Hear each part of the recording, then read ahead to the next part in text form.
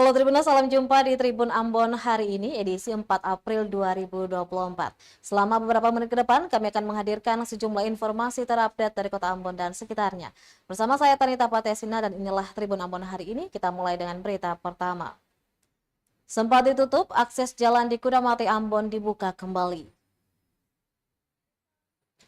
Akses jalan di kawasan Kudamati, Kelurahan Nusaniwe, Kota Ambon akhirnya dibuka kembali pada Kamis 4 April 2024.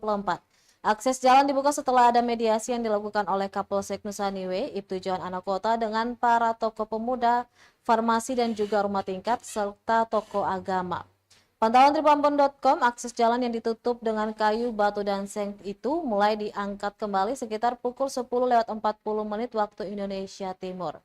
Sebelum dibuka kembali, Ketua Majelis Jemaat Sumber Kasih dan juga Jemaat GPM Eden didampingi Kapolsek Nusaniwe, para pendeta lainnya meminta izin dari warga setempat untuk mengangkat material yang menutup jalan. Sementara itu, Kapolsek Nusaniwe Ibtu Johan Anak Kota mengatakan situasi saat ini sudah kondusif pasca tawuran antar warga yang terjadi sejak pukul 2 pagi hari tadi. Mediasi juga sudah dilakukan dengan mengumpulkan tokoh agama dan tokoh pemuda dari kedua belah pihak yang bertikai. Sebelumnya, ketegangan antar dua kubu warga ini dimulai pada 31 Maret 2024, yang kemudian pada malamnya dilanjutkan dengan pemukulan salah seorang warga.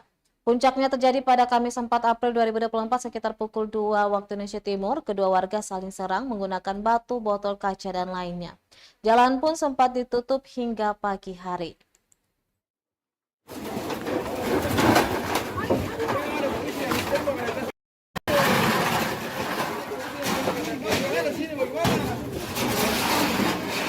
Update terakhir, situasi Kelurahan Kudamati aman terkendali. Persoalan tadi sudah diselesaikan lewat kita melaksanakan pergumulan dua gereja di sini, Sumber Kasih maupun Eden. Dalam setiap kata tindakan, dalam kesadaran maupun yang tidak. Hamba Tuhan untuk akses umat punya perjalanan aktivitas pelayanan. Jangan marah kalau Bapak Ibu mau bertindak, ini beta tubangnya ya Bapak Ibu.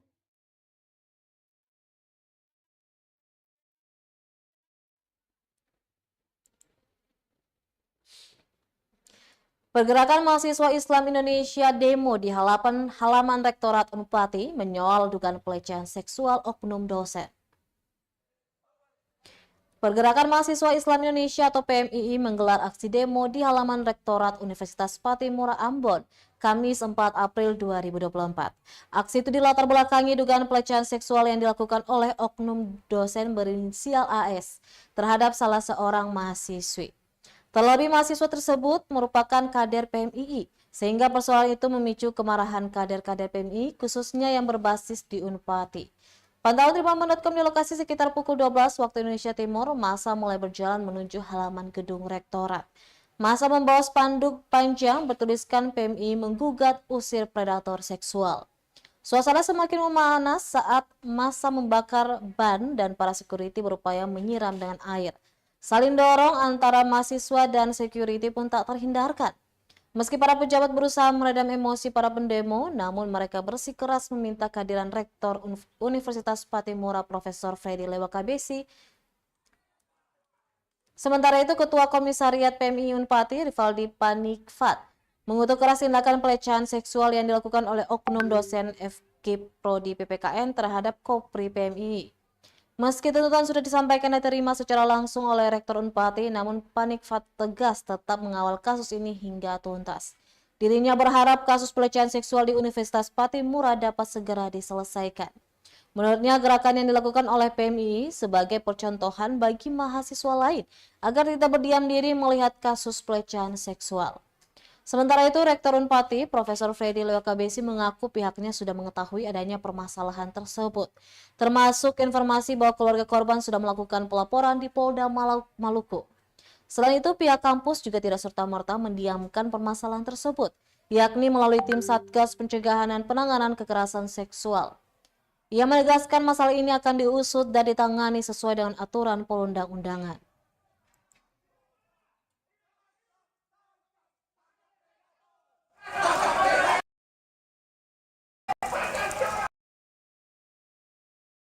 diterima oleh Pak Rektor. Tetapi proses selanjutnya kami akan melakukan koordinasi dengan pihak-pihak yang secara simbolis berkaitan dengan PMI untuk bagaimana terus mengusut sampai ada proses dari berbagai pihak untuk mengawal kasus ini sampai tuntas. Kami menginginkan agar proses pelecehan seksual di kampus Unpati itu betul-betul mata rantainya terputus. Kami sangat menginginkan itu dan semoga gerakan ini menjadi aspirasi bagi seluruh kampus-kampus yang lain untuk bagaimana menjaga ketertiban kampus melalui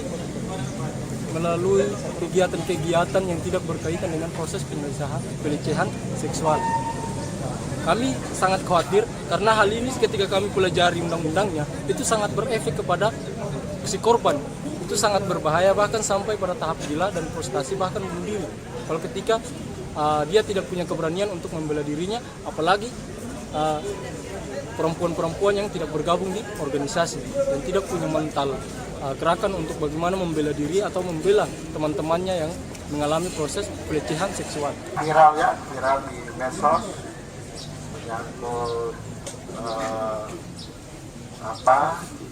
tindakan pelecehan atau informasi antara seorang dosen dan mahasiswa ya yang sudah beredar di media. Dan hari ini kami juga sudah mendapatkan informasi tentang proses laporan dari korban ke polisi. Ya, itu sudah dilakukan dan surat penerimaan laporan ke kepolisian itu sudah ada. Ya. Untuk proses di kampus sendiri, Unpati itu memiliki tim Satgas pencegahan dan penanganan kekerasan seksual di kampus untuk tindak lanjut dari regulasi kementerian tentang bagaimana menangani kekerasan seksual di kampus.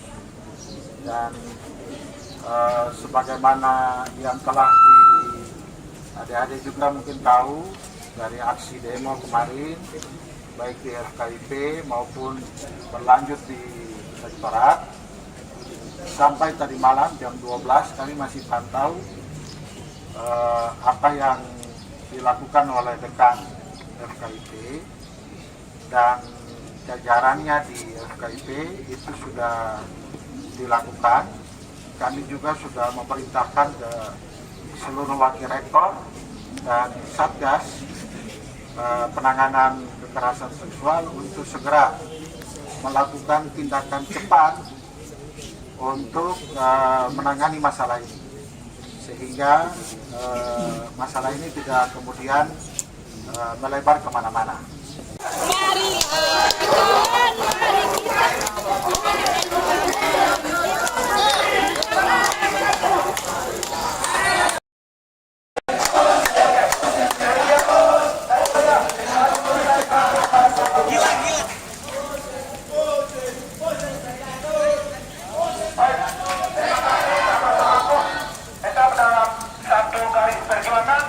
Assalamualaikum warahmatullahi wabarakatuh.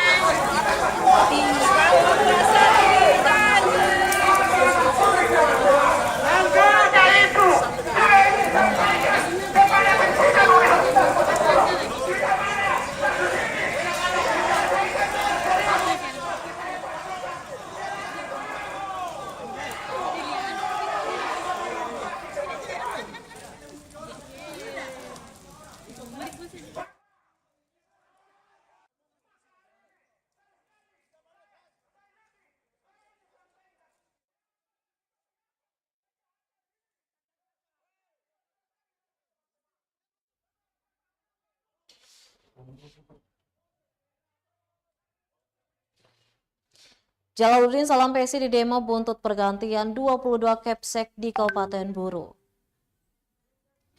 Sejumlah pemuda yang mengatasnamakan semi parlemen berdemonstrasi di depan kantor DPRD Buru Kamis 4 April 2024.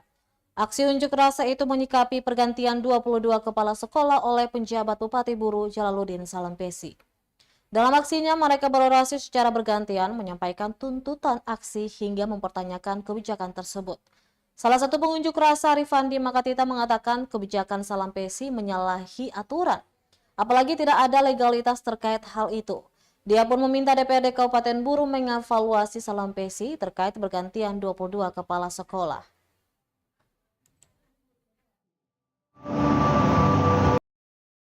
Ini kami berdemonstrasi terkait dengan pergantian seluruh kepala sekolah, 20 kepala sekolah di Kabupaten Buru saat ini yang dilakukan oleh saudara Jalaluddin Salampesi. Nah, surat yang diedarkan oleh Permendagri terkait dengan pergantian kepala sekolah, sampai saat ini pun juga belum ada pergantian kepala sekolah. Nah, ada langkah-langkah strategi yang harus mesti diambil untuk meninjau lebih selanjutnya. Lalu yang kedua, kami mendatangi kantor DPRD Kabupaten Buru agar segera mengevaluasi saudara Jalaluddin Salampesi dalam pengambilan keputusan untuk mengganti seluruh kepala sekolah atau 22 kepala sekolah yang ada di Kabupaten Buru. Nah, satu lagi, itu poin pertama. Poin yang kedua terkait dengan pergantian kepala sekolah di Desa Batu Jungku. Nah, tentunya harus mesti ada mekanisme-mekanisme yang harus mesti diatur. Mulai dari penilaian guru-guru, penilaian di sekolah untuk melihat tanggung jawab dan kinerja kepala sekolah saat ini. Namun pada saat itu beliau diangkat menjadi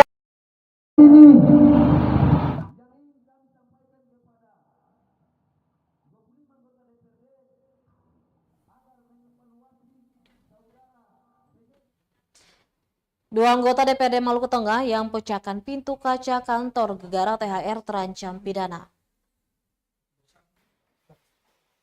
Muhammad Jen Marasabesi dan Faisal Tawainela, dua oknum anggota DPRD Maluku Tengah Provinsi Maluku, sedang diusut polisi. Keduanya harus berurusan dengan polisi setelah hancurkan kaca kantor DPRD.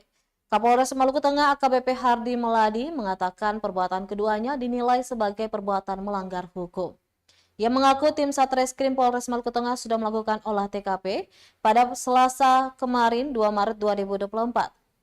Selain telah melakukan olah TKP, Kapolres juga mengaku pihaknya telah melakukan pemeriksaan terhadap 5 orang saksi. Adapun langkah hukum yang diambil kepolisian merupakan tindak lanjut dari adanya informasi dari masyarakat terkait adanya insiden pengerusakan fasilitas umum milik negara yang dilakukan dua anggota DPRD itu. Keduanya, kata dia, terancam dipidana dengan pasal berlapis. Kita ambil langkah hukum terkait dengan tindakan yang terjadi di fasilitas umum. Jadi kemarin sudah kita lakukan olah TKP, kemudian sudah kita periksa beberapa saksi, mungkin sekitar 5 saksi tadi malam. Kemudian kita lanjutkan untuk nanti akan juga memanggil yang bersangkutan untuk diambil keterangan. Tapi sudah laporan dari pihak kantor DPRD, sekretariat? Kami berdasarkan laporan informasi masyarakat, kita buat laporan. Baik, terima kasih Pak.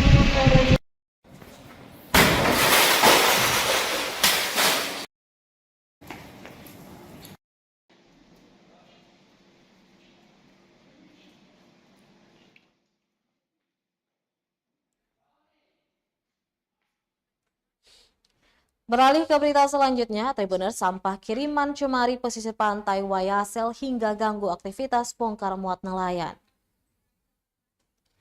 Hamparan sampah bertebaran hingga mencemari pesisir pantai Wayasel, Negeri Seilale, Kecamatan Nusaniwe, Kota Ambon, Kamis 4 April 2024. Pantauan tribunambon.com sekitar pukul 7 waktu Indonesia Timur di lokasi terlihat bibir pantai sepanjang kurang lebih 400 meter itu kotor dipenuhi sampah. Mulai dari bekas bungkusan makanan, botol bekas, styrofoam, dan berbagai jenis sampah anorganik dengan ukuran bervariasi. Saking banyaknya sampah yang menutup hingga setengah kawasan pantai yang menjadi tempat para nelayan lokal bongkar muat hasil tangkapan. Kepada Tribunbon.com, salah seorang warga setempat, Lulu Hakim, mengungkapkan sampah menumpuk merupakan kiriman dari perairan Teluk Ambon. Tumpukan sampah sudah ada sekitar Agustus 2023. Ia menjelaskan beberapa kali sampah-sampah itu sudah dibersihkan baik oleh warga setempat maupun oleh organisasi AMGPM. Namun sampah kiriman itu tak pernah habis.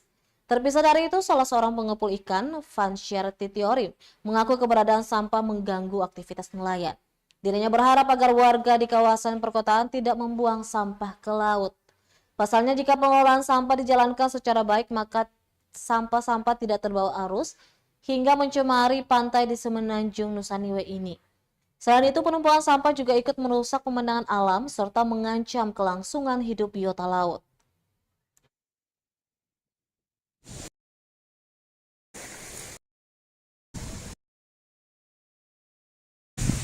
Pantai Wayasil ini sangat mengganggu aktivitas arus kap bodi-bodi yang mencari di sini karena bisa saja mengganggu kipas Johnson yang berputar sehingga mengakibatkan bisa terjadi macet juga yang ada di sini.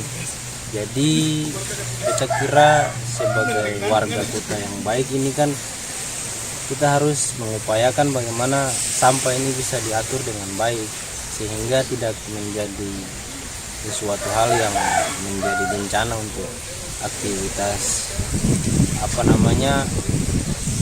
nelayan yang ada di sini. Mungkin itu saja. Selain itu, menurut kakak dampak sampah ini terhadap lingkungan terutama di pesisir pantai? Ya, yang pertama salah satunya melihat situasi ini sangat buruk, soalnya pemandangan pantai yang begitu indah menjadi situasi yang sangat buruk untuk pandangan mata atau melihat secara langsung, kira-kira seperti itu.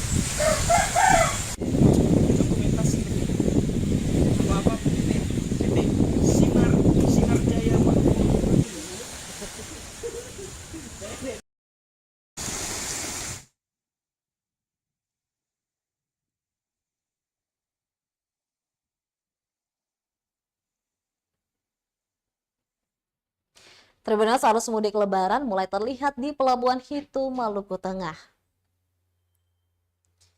H-6 menjelang Idul Fitri 1445 Hijriah, arus mudik sudah terlihat di Pelabuhan Hitu, Kecamatan Lehitu, Kabupaten Maluku Tengah.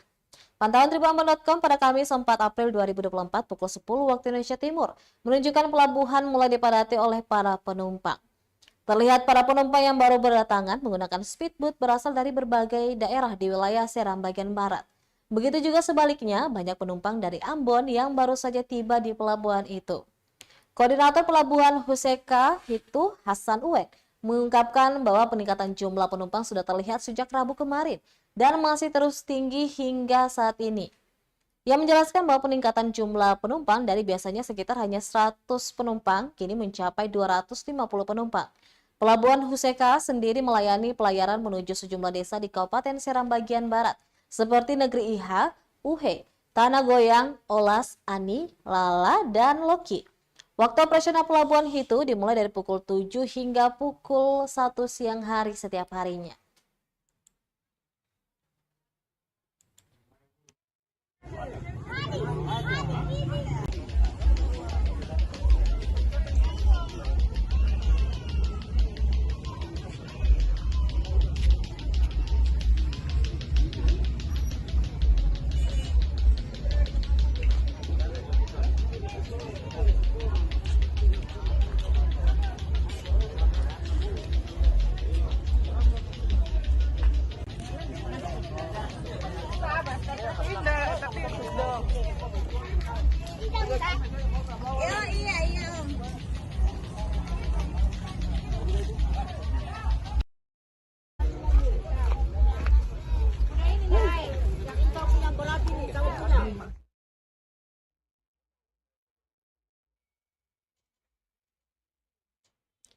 Hari terakhir penukaran uang, warga serbu kas keliling di lapangan Merdeka Ambon.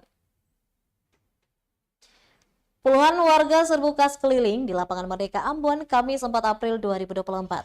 Mengingat ini menjadi hari terakhir batas penukaran uang pecahan kecil untuk persiapan perayaan Lebaran Idul Fitri 1445 Hijriah.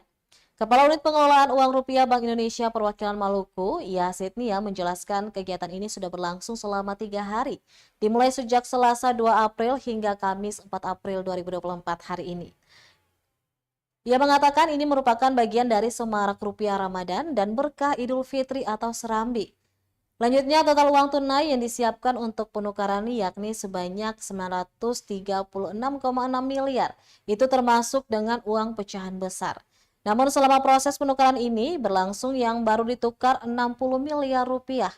Nia menuturkan meski gelaran kas keliling sudah tutup, namun warga yang belum sempat menukar uang bisa langsung ke perbankan. Iya, iya siap.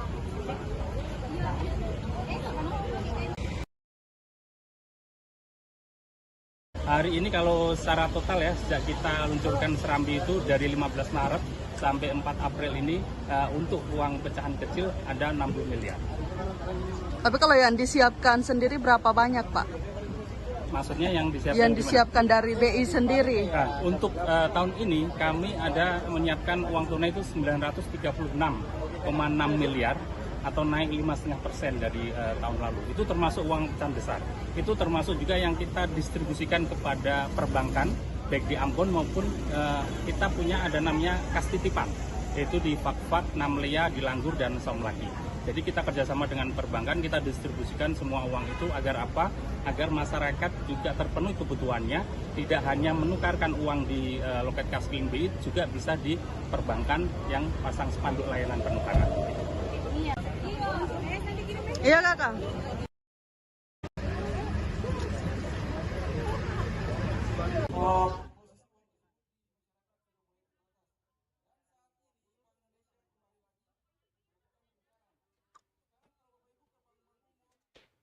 Menjelang Lebaran, pedagang emas di Kota Ambon ramai pembeli. Suasana pasar di Kota Ambon semakin ramai menjelang Hari Raya Idul Fitri 1445 Hijriah. Pantauan tribunambon.com di depan Pusat Perbelanjaan Ambon Plaza, Jalan Samratulangi, Kelurahan Honipopu, Kecamatan Sirima, Kota Ambon. Warga mulai memadati berbagai toko tidak hanya untuk memenuhi kebutuhan pakaian dan perlengkapan rumah, tetapi juga untuk mencari perhiasan emas. Mulai dari ibu-ibu hingga anak muda turut mencari perhiasan berbahan logam mulia itu. Lanurdin, salah satu penjual, mengungkapkan bahwa minat masyarakat terhadap perhiasan emas meningkat menjelang perayaan Hari Besar Keagamaan. Biasanya pembeli didominasi perempuan. Ia menerangkan bahwa yang paling banyak dibeli adalah perhiasan emas dengan berat setengah gram sampai 1 gram. Harga emas saat ini mencapai Rp950.000 per gram, sedangkan untuk setengah gram dihargai sekitar Rp475.000. Harga emas ini mengalami peningkatan perlahan dibandingkan sebelumnya, di mana sebelum Ramadan harga emas hanya berada di kisaran Rp900.000. Bukan hanya pembelian emas, Lanurdin juga menceritakan fenomena menarik, di mana sebagian masyarakat juga menjual emas sebagai cara untuk mendapatkan dana tambahan menjelang Hari Raya. Emas bukan hanya menjadi perhiasan, ia mengatakan juga menjadi salah satu pilihan masyarakat dalam menambah keuangan mereka.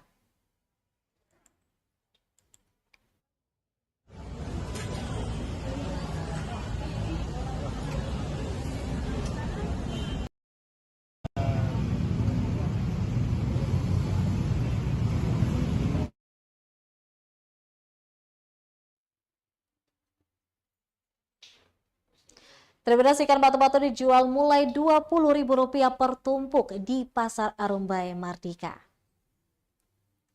Ikan batu-batu atau ikan laut dalam menjadi santapan lezat dan bergizi. Sama seperti ikan laut pada umumnya, ikan batu-batu dapat diolah dengan berbagai macam cara, seperti digoreng, dibuat sup ikan, ataupun dibakar. Ikan jenis ini bisa mudah Anda temukan di pasaran. Bahkan di pasar ikan tradisional, yakni Pasar Arumbai Mardika, banyak penjual ikan batu-batu yang menawarkan harga murah. Beberapa jenis ikan batu-batu di pasar yakni ikan lalosi, bubara, garopa, sikuda, kerapu, bulana, mawa, gurara, dan juga ada silapa. Mulai dari Rp20.000 untuk ikan berukuran kecil, Rp50.000 untuk ikan berukuran besar, ukuran sedang hingga besar. Jumlah ikan pun bervariasi tergantung ukuran dan jenisnya. Kepala Tribambon.com penjual ikan batu-batu Ardin mengatakan ikan tersebut dipasok dari Desa Waisala, Kabupaten Serang bagian Barat. Bersama para penjual ikan lainnya, Ardin mengaku mulai berjualan sejak pukul 7 waktu Indonesia Timur hingga sore hari atau sekitar pukul 18 waktu Indonesia Timur.